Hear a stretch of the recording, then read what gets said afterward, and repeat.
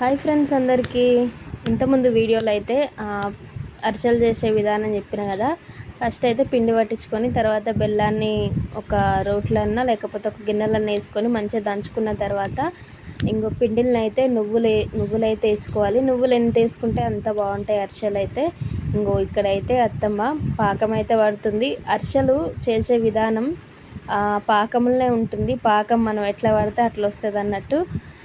మరీ ఎక్కువ పట్టద్దు, మరీ తక్కువ పట్టద్దు. ఇప్పుడు వాటర్లో వేస్తే మనం ఉండలాగా రావాలన్నట్టు మీరు వీడియోలో అయితే చూసిరు కదా. అట్లా కొంతమంది పాకంలో వాటర్ పోస్తారు. కాకపోతే అత్తమ్మ ఒక 2 స్పూన్లు అయితే ఆయిల్ వేసింది.